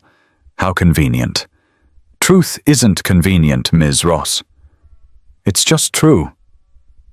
Another point for Claire. Day 5 arrived, the moment everyone had been waiting for. Claire walked to the witness stand on shaking legs, placed her hand on the Bible, swore to tell the truth. Sat. Derek stared at her, possessive, angry, trying to intimidate through eye contact alone. She forced herself to meet his gaze. She wasn't his anymore. Prosecutor James Wright began gently. Mrs. Matthews, please tell the jury how you met your husband. My father arranged our marriage. I was 19. Derek was 28. I didn't know him. Arranged, my father owed Derek's father money. The marriage settled the debt. Jury murmurs. And the first years he was charming at first. Attentive, but controlling. Chose my clothes, monitored my phone, isolated me from friends. I thought it was love, that he just wanted me to himself. When did it become physical? Claire's hands twisted together. 6 months in. I talked to a male cashier at the grocery store. Derek said I was flirting, embarrassing him. That evening he grabbed my wrist so hard it bruised, called it an accident. It escalated, yes, gradually. If I contradicted him, if dinner wasn't perfect, if I wasn't enthusiastic enough in bed, every failure earned consequences. She recounted 12 years. The jury listened horrified. Some took notes, some cried. All looked at Derek differently than when the trial started. Tell us about the baby. Claire's voice broke. I got pregnant after 12 years. After Derek told me constantly I was barren, broken, useless. When I finally conceived, I was terrified to tell him. She wiped her eyes. We attended a charity gala. His business partner complimented my dress. I smiled and said, thank you. Just politeness. Pause. Derek was silent on the drive home. Then he pulled into our driveway and started hitting me. Called me a whore, a slut. Said I was embarrassing him. I kept saying it was nothing, I'd never cheat. Please stop, please. She couldn't continue. Judge called recess. In the hallway, 6 kids surrounded Claire. You're so brave, Lily whispered. We're proud of you, Connor added. That bad man can't hurt you anymore, Sophie declared. Ethan held her while she composed herself. Almost done. You're doing amazing. Back in the courtroom, Claire continued. I told him I was pregnant. I thought it would stop him, that he'd be happy. Was he? He called me a liar, said I was trying to trap him, and he kept hitting me. What happened next, I don't remember. Dr. Morrison said I was unconscious when my neighbor found me, that I'd lost the baby, that I almost died. Why didn't you leave then? Where would I go? He controlled all the money. I had no family. He'd isolated me. And most women killed by partners are murdered when trying to leave. How did you escape? Dr. Morrison helped me fake my death. Car accident with a closed casket. She gave me money to start over. I came here hoping to disappear. And then I got robbed. Lost everything. Was sitting on a bench freezing when Ethan found me. She looked at Ethan in the gallery. He saved my life. Then his children saved it again. They reminded me I deserved to live. No further questions. Victoria's cross-examination was vicious. Mrs. Matthews, you committed fraud to survive. You stole from Dr. Morrison. She gave me money willingly. You abandoned your legal husband. I escaped my abuser. You're now living with another man playing mother to his children. Isn't this just a case of wanting a better life? I wanted to live. That's all. How convenient this abuse appeared only after you found a new family. I have 12 years of medical records proving it happened, from a doctor who admits to helping you commit fraud, from a doctor who saved my life. But the jury had heard Claire's story, seen her strength, most importantly, believed her. Day 7. The defense's turn. Derek took the stand, composed, sympathetic, every inch the wounded husband. Victoria led him through his version of events. Mr. Matthews, please tell the jury about your marriage. I loved Claire more than anything. When we married, I thought we'd have the perfect life. But Claire struggled with mental health issues, depression, anxiety. She'd sometimes lash out, break things, hurt herself. Lies. All lies. Claire's hands clenched in the gallery. She hurt herself, yes. Many of the bruises she claims I caused were self-inflicted. She'd get upset and hit walls, slam doors. I'd try to stop her and she'd blame me. Did you ever strike your wife? Never. I loved her. Perfect performance. Tears in his eyes. Prosecutor's cross was sharp. Mr. Matthews, you claim your wife hurt herself. Do you have documentation? She refused to see doctors regularly, yet Dr. Morrison treated her for 12 years. I wasn't aware of all her appointments. You controlled her finances but weren't aware of doctor visits. I gave her freedom. You gave her bruises, broken bones. You nearly killed her and your own child. That's not true. 37 documented injuries, photos, medical records, all self-inflicted. I'm saying she's disturbed. Or you're a liar. Objection withdrawn. But damage was done. Derek looked credible, sympathetic, believable. In the hallway after Claire said, "He's going to win." Ethan pulled her close. No, he's not. But neither was certain. Day 8 brought final statements. Prosecution, ladies and gentlemen. Derek Matthews is an accomplished liar. He's spent 12 years lying about who he is, 2 years lying about mourning his wife. Today he lied to you. James gestured to evidence. But evidence doesn't lie. Photos don't lie. Medical records don't lie. 3 witnesses corroborated Claire's story. He pointed to the kids in the gallery. Those 6 children know the truth. They've watched Claire rebuild from nothing. Children have instincts about who's safe. They chose Claire. Final statement. Don't let Derek Matthews rewrite history. Give Claire her voice back. Find him guilty. Defense. The prosecution wants you to decide based on emotion, but this case is about facts. Claire Matthews committed fraud, faked her death, stole money. She's now living with another man. Maybe Derek wasn't a perfect husband. Maybe they argued. But that doesn't make him an abuser. Don't be swayed by tears or children. Look at evidence. Acquit. The jury deliberated 7 hours. Claire waited in the hallway with Ethan and kids. What if he wins? Connor asked. He won't, Ethan said firmly. But what if Lily pressed? Then we appeal. We keep fighting. Claire answered. Forever, Sophie asked. If necessary. We're with you, Mason said quietly. Grace and Owen nodded. Family united. Finally, jury's back. Everyone filed in. Claire's heart hammered. Ethan held her hand. 6 kids held their breath.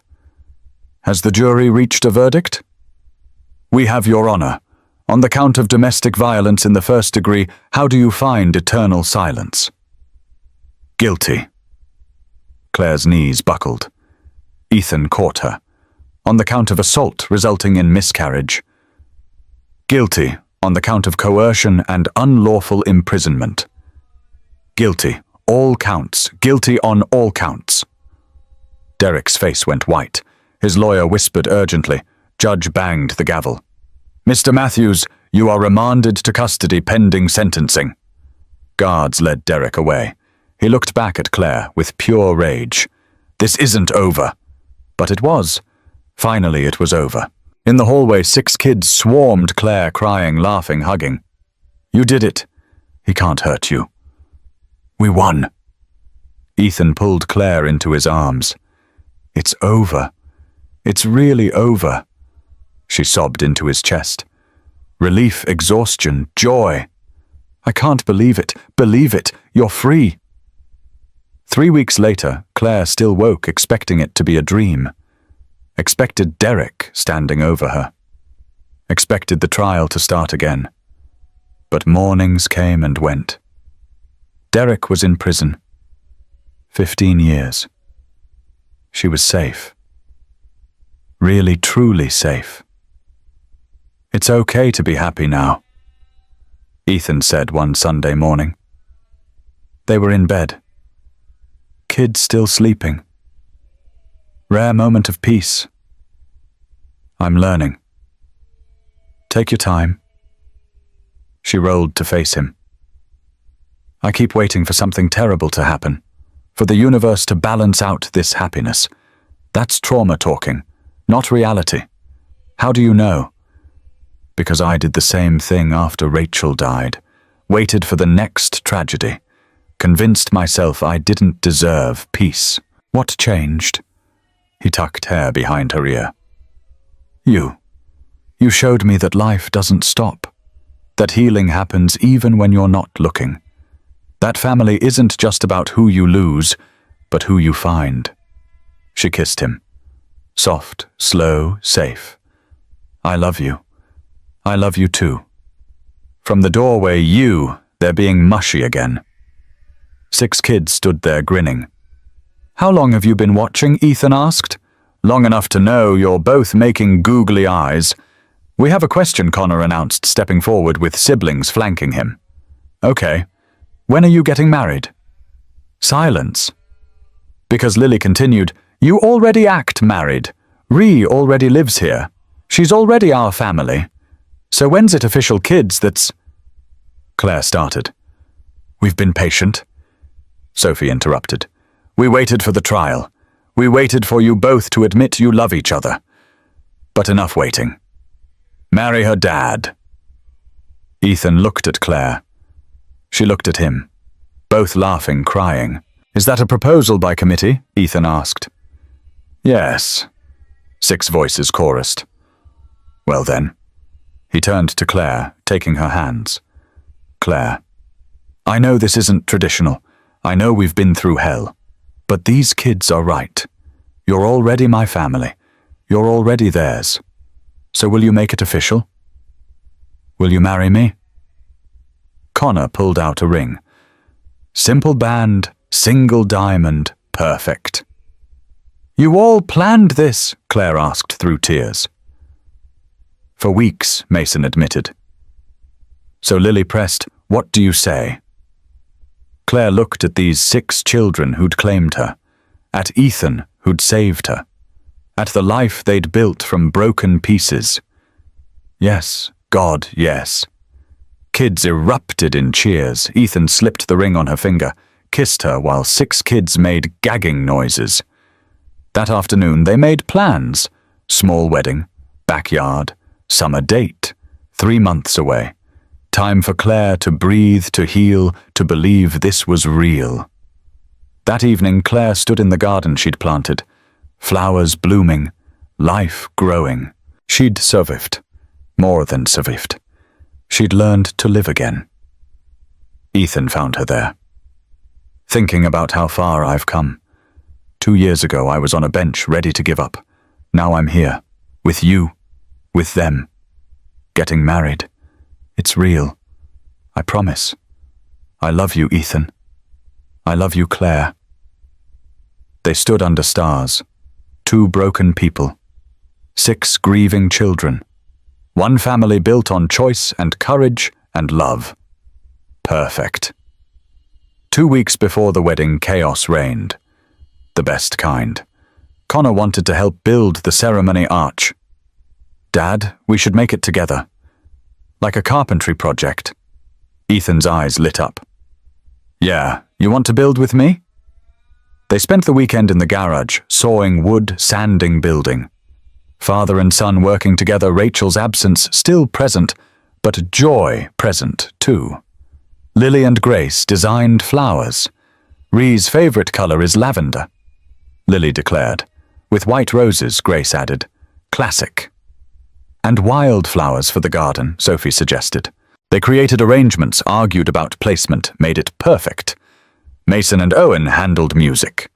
After much debate, they compromised string quartet playing modern songs. Fun and elegant. Dress shopping was an adventure. Margaret, Mrs. Chen, and all three girls accompanied Claire. Nothing white, Claire said. Doesn't feel right. What feels right? She touched champagne silk. Something new, fresh start. The dress was simple, elegant, flowing. Champagne silk with lace sleeves. You look like a queen, Sophie declared. Like Lily corrected. Perfect. Morning arrived with beautiful chaos. Kids woke Claire at 6 a.m. You're getting married today. Breakfast together, tradition, Ethan's slightly burnt pancakes. Last breakfast as girlfriend, Sophie announced. Next one she's wife, Owen added. Claire looked at Ethan across the table, both smiling. Ready for this? I've been ready since I found you on that bench. After breakfast separation, Ethan to Mrs. Chen's with boys. Claire stayed home with girls. Hair, makeup, dress. Margaret helped with final touches. You're glowing. I'm happy. You deserve this. I'm starting to believe that. Connor appeared in the doorway, suit perfectly pressed. Wow. Ree, you look wow. You clean up nice yourself. He took her hands. Are you sure you're okay with this? With me marrying your dad? Claire knelt to his level. Ree, you've been part of our family since you helped me with homework. You've been ours forever. This just makes everyone else know it. She pulled him into a hug. I love you, Connor. I love you too. Now come on. Dad's probably freaking out. The backyard transformation was stunning. 50 chairs in neat rows. The white arch Connor and Ethan built, woven with lavender and white roses. Wildflowers in mason jars lining the aisle. String quartet playing softly. Guests arrived, Margaret and bookstore employees. Mrs. Chen and her family. Ethan's colleagues, Dr. Morrison, Sarah the lawyer, neighbors. Small, intimate, perfect. Ethan stood under the arch with the boys as groomsmen. His hand shook. Nervous Connor asked. Terrified. Don't be. She loves you. Music changed. Girls walked down first. Grace and Sophie as flower girls, Lily as junior bridesmaid, all in lavender dresses, all grinning. Then Claire, Connor escorting her. 8-year-old shoulders back, proud, walking his Ree down the aisle. She wore champagne silk flowers in her hair, sunshine glowing behind her. Most beautiful thing Ethan had ever seen. Who gives this woman? The officiant asked. We all do, Connor said clearly. Me and Lily and Mason and Grace and Owen and Sophie. We give Ree to our dad, and dad to Ree, because they're ours now. Guests laughed through tears. The ceremony spoke of family love, second chances. Marriage is not just union of two people, but blending of families. Vows, Ethan first, Claire, 2 years ago. I found you on a bench. I thought I was helping you. But you saved me. You saved all of us. You taught my children that love doesn't run out. You made our house a home again. I promise to protect you, support you, love you exactly as you are every single day. Claire's turn, Ethan. You saw me when I was invisible. You offered shelter when I had nowhere to go. Your children taught me I was worthy of love. You taught me I was strong enough to fight. I promise to show up, to be honest, to love you and these 6 incredible kids with everything I have. Rings exchanged. I give you this ring as symbol of my love. By power vested in me, I now pronounce you husband and wife. You may kiss your bride." Ethan pulled Claire close, kissed her while 50 people cheered. 6 kids jumped up and down.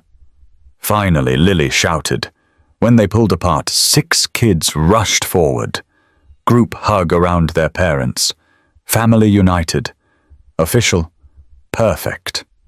The celebration was simple, warm, filled with love. String lights hung everywhere. Long table for dinner. Kids running in the garden. Adults laughing over wine. First dance, Ethan and Claire swaying to classical music. How does it feel being married safe? Right. Like I'm finally home. You are home. Then kids cut in. Our turn, all 6 dancing with Claire at once. Beautiful chaos. Speeches. Connor stood. 2 years ago, Dad found Ree on a bench. We didn't trust her because lots of people left us. But Ree stayed. She became ours. He looked at Claire. "You're the best Ree ever. Welcome to the family officially." Margaret spoke. "I met Claire when she walked into my bookstore broken and terrified. Watched her rebuild herself.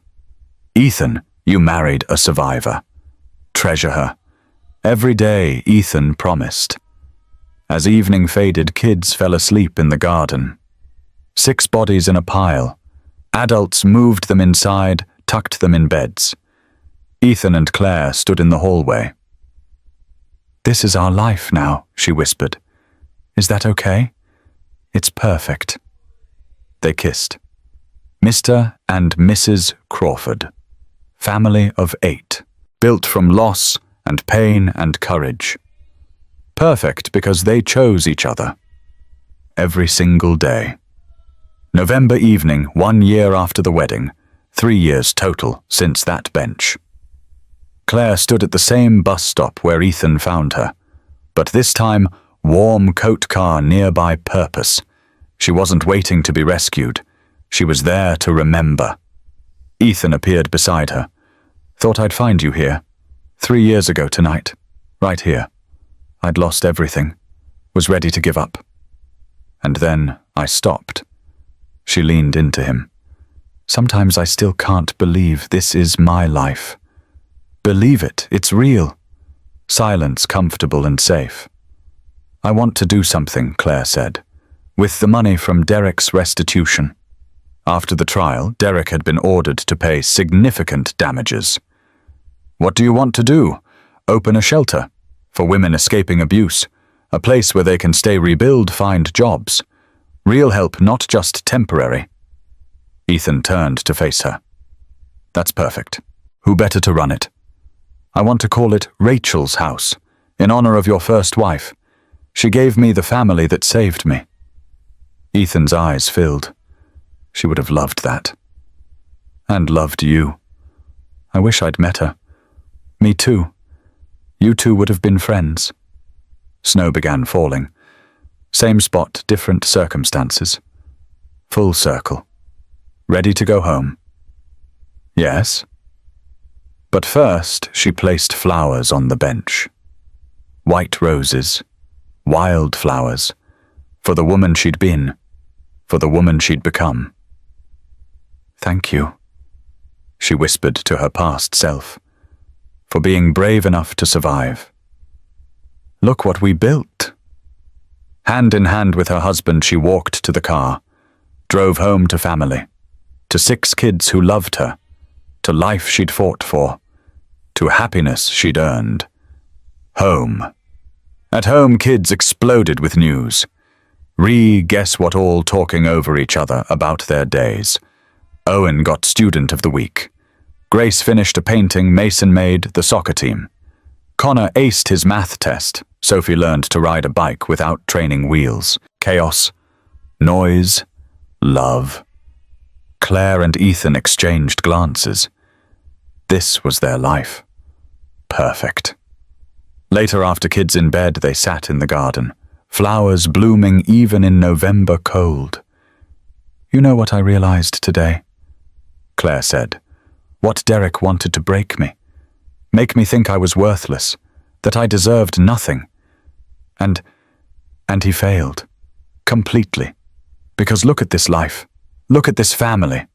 I'm not broken. I'm not worthless. I'm loved. I'm strong. I'm enough. You always were. I know that now. She turned to him. Thank you for stopping that night. For seeing me. For giving me chance to become who I was meant to be. Thank you for staying. For loving my kids. For making me believe in second chances. They kissed under stars. Two people who'd lost everything. Who'd found each other in darkness. Who'd built something beautiful from broken pieces. The next morning, Connor found them asleep on the porch swing, covered in a blanket, holding hands. He smiled, took a photo, added it to the family album. Caption in his careful handwriting, "This is what love looks like." He was right. 6 months later, Rachel's house grand opening. Beautiful building, safe, welcoming. 20 rooms each with a bathroom. Kitchen, common areas, counseling offices, job training center, daycare for children, everything Claire wished she'd had. Ribbon-cutting mayor press community leaders. But Claire only cared about who stood beside her. Ethan, 6 kids, Margaret, Mrs. Chen, Dr. Morrison, Sarah. Her family. I'm proud of you, Ethan whispered. We did this together. Connor cut the ribbon with her. Because you're brave, Ree. Now other people can be brave too.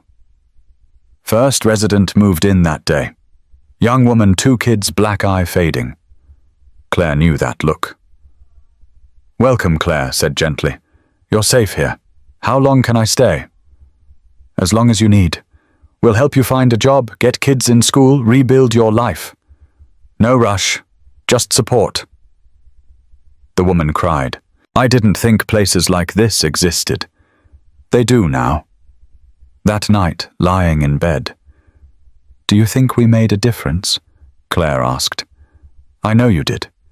Will it be enough? It's a start. You can't save everyone, but you're giving them a chance, like someone did for you. Now you're paying it forward. Claire thought about that bench 3 years ago, about the woman she'd been, the woman she'd become. I'm happy, Ethan. Really, truly happy. Is that okay? That's more than okay. That's everything. I love you. I love you too. Outside their window, 6 kids sleeping soundly. Safe, loved, chosen. Family built from pain and courage and hope. Perfect. 5 years later, Claire Crawford stood at a podium. National Domestic Violence Conference.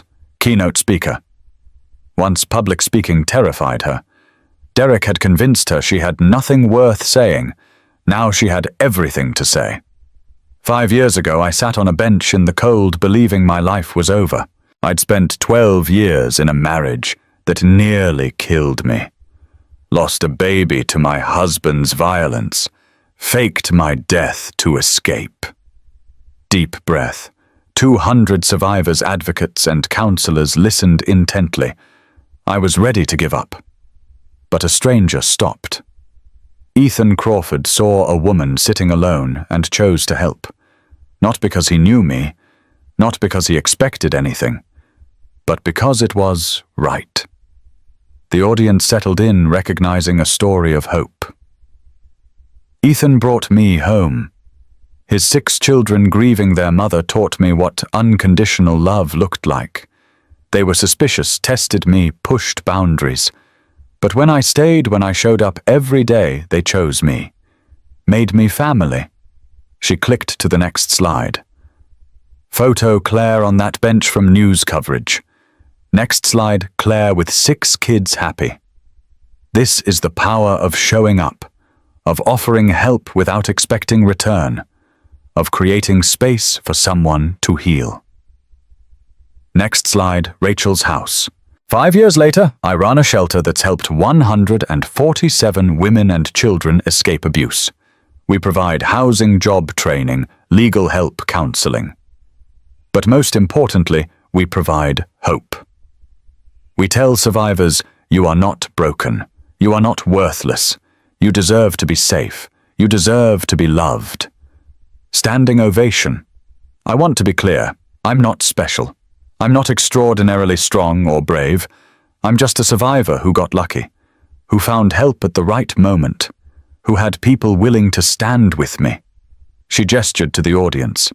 Every person in this room has that power to be the one who stops, who sees someone in pain and chooses to help. You don't need money or resources or expertise. You just need to show up. Pause for emphasis. Healing isn't linear. Some days are harder than others. I still have nightmares, still flinch at loud noises sometimes, still struggle with believing I deserve happiness. But I'm married to an incredible man who sees me, all of me, and loves me anyway. I have 6 kids who call me Ree and fill my life with chaos and laughter. I wake up safe every morning. I get to help other women find that safety. Final slide. Claire. Ethan, 6 kids, now 13, all smiling arms around each other. Family. This is what's possible. This is what happens when someone chooses kindness, when someone refuses to walk past suffering. She gripped the podium. If you're in an abusive relationship, you deserve better. You are worthy of love that doesn't hurt. You are strong enough to leave. And when you do, there are people waiting to help you rebuild. If you're here because you want to help, thank you. Your work matters. Every survivor you help is someone's daughter, mother, sister, friend. You're saving lives. And if you're a survivor, you already know you're brave. You survived. That's enough. Standing ovation continued. Claire stepped off stage. Ethan waited with all 6 kids. You were amazing, Lily said now. 13 and tall. So proud of you? Ree, Connor added, voice deeper. The others clustered around, all talking at once. Ethan pulled her close. You're changing lives. We're changing lives. This family. Together. Together, he agreed. Outside the conference center, a woman approached nervously. Late 20s. Mrs. Crawford. I just heard you speak, and She stopped, started crying. I've been planning to leave for months. Your speech made me realize I can do this. Claire took her hands. You can, and you don't have to do it alone. She pulled out a card for Rachel's house. Call this number, they'll help. No judgment, just support. The woman clutched the card like a lifeline. Thank you. For being brave enough to tell your story, it gave me courage to start mine. After she left, This is why you do it, Ethan said. That woman, she's going to leave because you shared your story. Our story. They walked to the car holding hands. 6 kids trailing behind, bickering about dinner plans. Normal. Beautiful. Theirs. Claire looked back at the conference center, then forward at her family. This was her life now, built from ashes of the old one. Better, stronger, real. Once she'd thought her story ended on that bench, but it hadn't. It had only just begun.